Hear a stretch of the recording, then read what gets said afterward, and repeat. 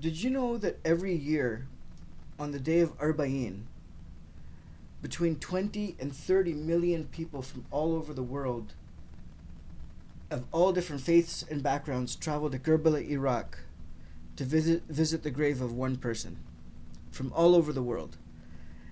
20 to 30 million people. But there's no coverage of this in the news. You never find it on any news station, never hear of it on the radio.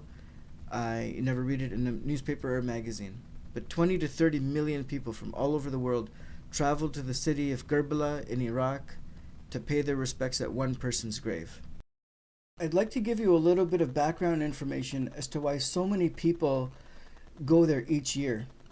A lot of people in North America don't know this, but 1400 years ago in Karbala, Iraq, a moment in our history took place that would ultimately change the entire world. An incredible sacrifice was made during a stand for humanity against injustice.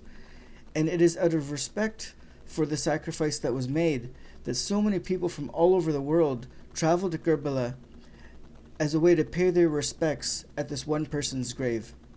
This sacrifice and stand for humanity inspired some of our most renowned leaders to stand up against oppression, including Nelson Mandela in Africa, Mahatma Gandhi in India, and then it was Gandhi who inspired Martin Luther King to stand up for the civil rights for African Americans. So had this one event not taken place 1400 years ago, this world may have looked very different today because of the amount of change that it inspired. So what exactly happened in Karbala that caused all of this?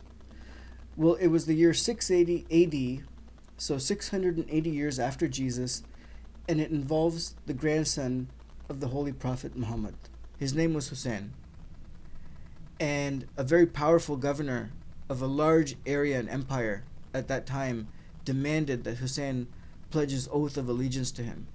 Hussain, being the grandson of the Holy Prophet, refused to pledge his allegiance to a tyrant.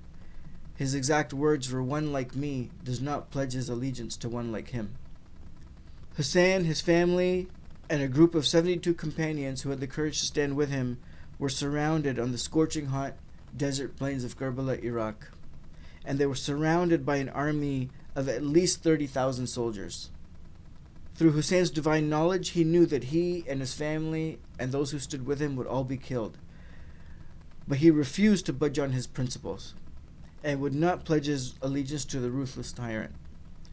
Hussain sacrificed his life and his family's life to defend truth over falsehood and to protect the word of God, and he did so for the sake of humanity. I wrote and illustrated this book to tell the story of Imam Hussain and Karbala. There are two very important reasons why I wanted to tell this story. First, I believe this story can help combat Islamophobia.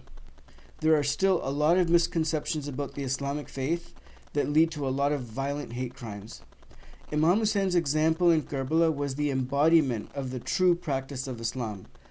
I hope the sacrifice that he made in Karbala won't be seen as a foreign incident that took place 1400 years ago, but rather as a bridge that connects all of us because of the amount of change that it inspired all across the world over time, including here in North America. Also, I really wanted to tell the truth about what the Islamic faith is really about. If anyone is really curious to know what the truth about Islam really is, and not the misinformation that gets often spread in the media, I highly recommend that you read this book. I cannot recommend it enough.